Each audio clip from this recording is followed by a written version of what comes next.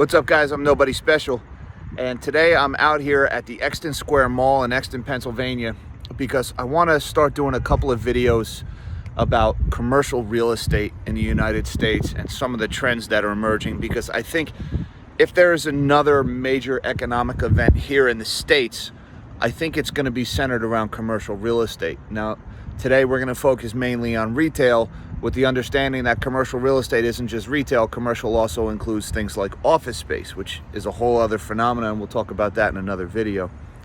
But where we're standing right now, we're in front of what used to be a movie theater, and right now it's vacant. Now, the important thing to point out is that a movie theater is what's referred to as an anchor location at a mall, all right? It's one of the main draws, one of the main things that brings people into the mall. And while they're there, they'll do some shopping at the smaller boutiques and other stores that are within the mall.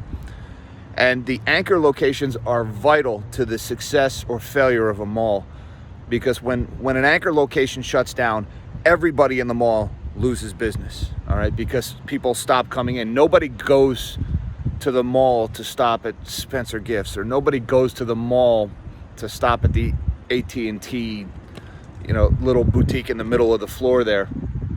But people do go to the mall to see movies.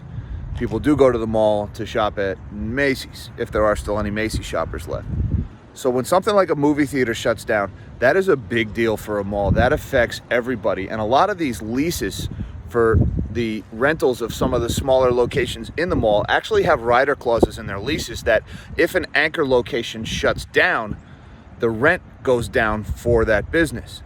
So that's important. If you're the mall owner and you lose an anchor client like this movie theater, not only do you lose the income from the rent of that movie theater, but you're also losing income from the rent of a lot of your smaller boutiques that are now seeing less business because of it. Now, I have to admit, I cherry-picked this location. I did a loop around the mall before I started shooting, and this is an isolated case, okay? On the other side of the mall is your Macy's, and then another side is your Boscov's, right? There's lots of cars parked there. There's people coming in and out. There are shoppers here, so I don't want to paint the wrong picture. However, I do have to flip myself around here. Empty. You got a whole parking structure over there, empty. Absolutely deserted. All right, and then there's another satellite building over there that maybe that was a bank originally, or one of those other locations that springs up around the mall, empty. So when this movie theater went out of business, whatever was in that location went right down with it. And if you're inside the mall, if you're one of those smaller retail chains that was located just off of the movie theater, guess what? Your business saw no foot traffic once that mall shut down. Again, it's a ghost town. So what we have behind me here is round one bowling and amusement. And I think you're going to start to see a lot more of this at America's malls as retail space goes vacant because these big anchor stores are going out of business and they're shutting down. You're seeing a lot of experiential things moving in, and they're doing that to try to draw more people into the mall because there just isn't enough retail demand anymore to do it. But if we can use an experience, in this case amusement, bowling, and something to do versus something to buy, that's one way that these malls are trying to lure people back in. Now you notice behind me here is another change we're starting to see with a shift in America's malls. Again, as this retail space begins to shut down because of a lack of shoppers, you're seeing things like healthcare, medical facilities are moving in their place. Because as America's population ages, our spending per capita on healthcare is going up and up and up at an astronomical rate. Now the problem here, what we have is, this is one of your anchor locations, right? External to the building with one of your big, main draw stores. Well, now it's healthcare, all right? See, people going to the doctor are not going to do a little shopping while they're there. Not like people who, say, have to go to Macy's or going there to get some clothes. While they're there, they're going to look at some of the smaller boutique stores, right? Medical is not going to attract shoppers the way retail does. So you're going to see this as this cheap floor space opens up, you're going to see a lot more medical office moving into shopping spaces. So as I was doing my loop around the mall, I noticed these signs here. This just shows you that the owners are getting a little more creative with how they're using their floor space to try to salvage some income while they can. Because what you have over here is a vacant anchor location. Again, that's one of your main draws. There's no sign there. There's no retailer renting out that space. But you do have this pop-up shoe store that's appeared there. So this location does a pretty good job of summarizing the state of things in the retail real estate market, and really the retail market as a whole right now, right? You've got this large vacant anchor location at a mall that's seeing no rental income. At the same time, you've got some shoe retailer that went out of business and has all of this stranded inventory. So those two things have combined to this pop-up shoe store warehouse liquidation being hosted at a vacant location at a mall, as the industry gets a little more creative in its attempts to salvage some money out of this situation. So now we're over here by the Macy's entrance. Now I want to be fair, and I have to show this because, you know, Macy's is one of your anchor locations and they're still here, they're still doing business. And if you look around, I mean, you do see a decent number of cars in the parking lot. There's people coming and going. All right, so this isn't a complete ghost town. I want to be fair here. It's not like this is totally abandoned and that this is just some big money pit. There is still some business going on here, and I'd be remiss if I didn't include that in this video. So here you can see, I mean, again, Macy's stock has really just performed abysmally over the last 10 years as it's ridden the elevator down in the decline of retail. But you know, here we have at least one location that's got at least a few shoppers left, so that's worth pointing out. I just want to point out a couple of things. You know, right here you got the landscaping is a little bit better maintained than the rest of the mall, right? You've got flowers planted here. This is part of the expense of a big retail location like this. Is this costs money, right? You got to pay somebody to plant those flowers there. You have to buy those flowers, right? Amazon doesn't have to do that. You know, here you've got a dead tree. It looks kind of ugly. It's just sitting there. You know, someone would have to be paid to come and take that out and plant a new tree there if they want to keep it looking nice.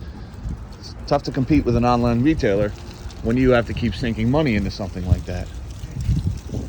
And then over here, I just want to point out, like, this is where you would typically see your mannequins with your fall inventory on display, trying to entice buyers. Instead, there's empty space with tape marks and dead bugs all over the floor. You know, it looks like they did something and had some kind of a window painting going on here, at least to try to do away with some of the blankness. But again, it's just not a very good customer-facing appearance right now. All right, so we're inside now, and I see some people moving around, but it's mostly echoes in here. Again, you have some of these empty window displays behind me. It's just not a good look to walk in and hear echoes, but you got music playing. Just gonna do a little bit of walking around right now, see what we see. Again, the place is not empty. You've got some pedestrian foot traffic.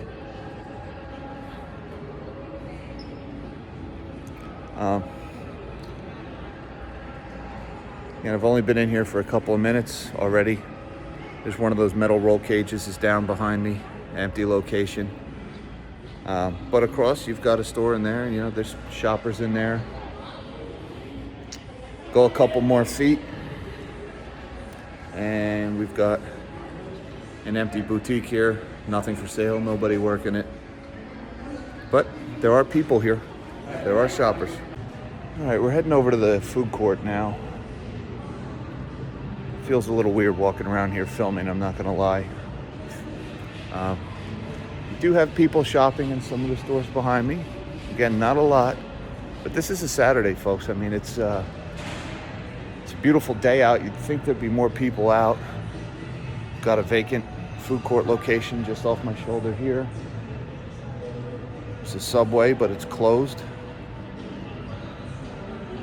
There's a Taco Bell, but it's closed. Chick-fil-A looks open, but I don't see any people. Five Guys, closed. So this whole side of the food court is just shut down. Let's go do a loop around the next side.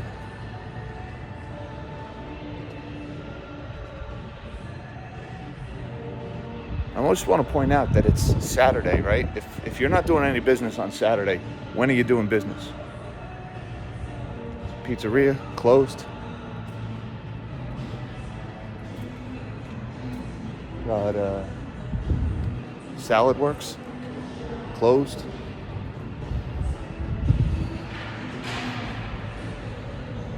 Japanese place, closed.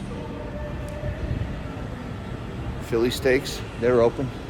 I'm not gonna lie, Philly cheesesteak sounds really freaking good right now. Love Philly cheesesteaks, but trying to watch what I eat.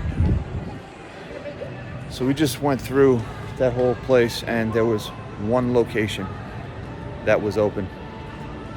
One location out of all those food court locations open, selling food. Now there was a couple people sitting there eating. I didn't want to film people eating, even though I'm not that weird. But it's just worth pointing that out. Man, they're just opened up for business, so that's good. Pacific Sunwear, closed.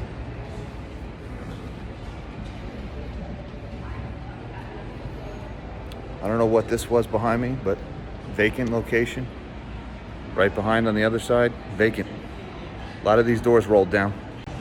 So as I come into an area where there's a little bit more activity, I'm noticing, here we have, this is off food court, but there is some food service there, and something is actually being bought. But I've noticed that all the kiosks are vacant. Now here's Macy's, right? This is your anchor store. This is Saturday, folks. Saturday afternoon, prime time. Not very much going on in there. It's a lot of inventory just sitting there idle. And I just want to point out, you got escalators. They're working, consuming electricity. That costs money, folks. Got another vacant food location here. Straight across the way, you got another vacant store over there. There's an American Eagle that's open. So, I mean, so far what I've seen, I guess we're looking at about 30% vacancy and or shutdown as far as the number of stores and the number of people that are still doing business. Again, you know, there's a little bit of activity. I've noticed where the kiosks used to be, I'm seeing a lot of these massage chairs, and those seem to be doing business because almost every one of these massage chairs that I've come by has had a person in it. So that industry seems to be booming, which is interesting. The Chamber of Not Much Commerce, closed. Isn't that symbolic? It's like some kind of high-end clothing boutique, open but nobody inside.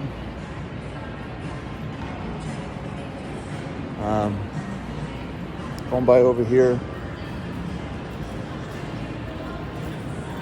got another empty store in that corner there. I've got a store that just looks like recently went out of business. Now I've got one of my favorite seasonal pop-ups, Spirit Halloween. I love that place. I'm a bit of a Halloween nut. I don't know if you guys knew that or not, but it's my favorite holiday. I just want to point out that that's in one of the anchor locations. I mean, we're at like a major corner of the mall right now, and it's occupied by Spirit Halloween, which they'll be gone in 2 months, right? I mean, they pop up and then they shut down and warehouse their inventory. So, and then right next to that, you got a vacant store. So you got Spirit is surrounded by vacant stores on 3 sides here. All right, we've done a pretty good loop of the upstairs. I'm gonna head down and see what we find. So where I'm at right now on the other side of this wall is the mainline health that I talked about during my loop around the outside, and nobody wants to have windows with a look into the doctor's office. So the mall got a little creative. What they did is looks like they put up these temporary walls with a little bit of regionally appropriate artwork and things like that, that at least makes it a little more aesthetically pleasing, while at the same time covering up the obvious economics and the shift that's going on at this location. And I got to point out, right across from the way is a restaurant and bar. Looked like a pretty decent place to get a drink and something to eat, and they're closed at lunchtime on a Saturday. So again, if that place is closed on Saturday, when do they open? When do they make their money? Tough times here. So I'm on the other side of that mainline health location here, and again, what you have is closed off walls where you'd usually have windows and storefronts, and it's just not a great look. So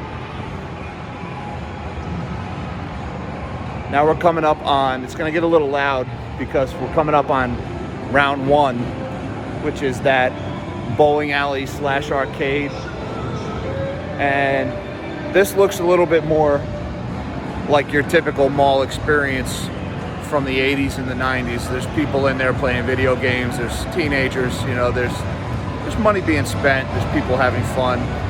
So that's nice to see, and I think you're gonna, like I mentioned in the other segment, I think you're gonna see a lot of that, a lot of this shift to medical and experience at the mall. It's really the only way they're gonna be able to salvage these locations. Okay, so this is kind of interesting, I found here. I'm standing next to what you can tell used to be a fountain. And much like escalators and landscaping, fountains cost money to operate, right? They cost electric. You've got to treat the water to keep it from getting all gross and slimy. The mall got a little creative here. What they did is they just crowded it big time with plants. Looks like it's a mix of artificial and actual living plants.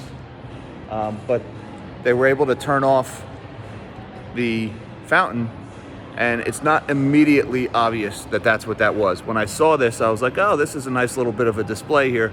But then I realized what this was. This is a way that they're lowering their overhead. And you can see when you step back from it, it doesn't look terrible. It actually looks pretty nice. But it doesn't have that nice refreshing sound of the water splashing over the side or anything like that. It's just another sign of the times. And it occurs to me as I ride the escalator up here, you know, I live in rural Pennsylvania in the boonies, and I almost never ever come out to a place like this. It's been a long time since I rode an escalator. Weird. I got to get out more. So this is kind of interesting behind me. I don't know if you can see it, but this is Downingtown Area Robotics, which is apparently a non-profit teaching kids STEM organization that is now housed in the mall. It's weird to see a non-profit housed in a mall, but you know, there's all these tables are set up in there with tools and kids robotics kits and everything. And you know, I would really like to take my girls here. Because you know, I'm a big believer, especially with young girls, in exposing them to STEM fields, science, technology, engineering, and math at an early age. Because I think that's one of the primary drivers of the gender wealth gap, is the fact that boys at a young age are steered very much into STEM fields when little girls are not. I'm kind of waxing political here. I'm going to stop, I promise you. But I'd really love to take my girls to this place, but they're closed. It's Saturday. They're closed. So again, if you're not open on Saturday, when are you open? Finally found an empty massage chair. Actually, a couple of empty massage chairs. Again, I've been walking through this mall for a while, and almost every one of these things that I saw was occupied. And I'm very tempted to sit down and try it out, but at the same time, kind of not. Like, I don't have my Purell with me. I swear I'm not like some kind of a germaphobe, but sitting in a massage chair that I've seen 100 other people sitting in massage chairs since I've been here. Not for me. Not for me. And again, you know, here where you'd have a kiosk, right? This is where you used to have like your jewelry boutique or something like that in the middle of the mall. Now you got a soda machine. Had to put something there. All right, so that was Nobody Special's trip to the mall. It's been a long time since I've been in a mall. And well, it's about what I expected. To be honest with you, there was more shoppers than I was expecting. I have to say, as much as I saw a lot of empty stores and a lot of closed stores and a lot of vacant boutiques, I was really surprised to see as many shoppers as I did. Still nowhere near enough to keep a place this big operating, right? This place has to be just absolutely hemorrhaging cash. And it makes me wonder what's paying for it, right? Because shoppers sure as hell are not keeping this place open right now. And the more I think about it, and the reason I'm going to start doing a much more longer and involved series on these locations is I have a feeling it has something to do with the bond market and with commercial mortgage-backed securities.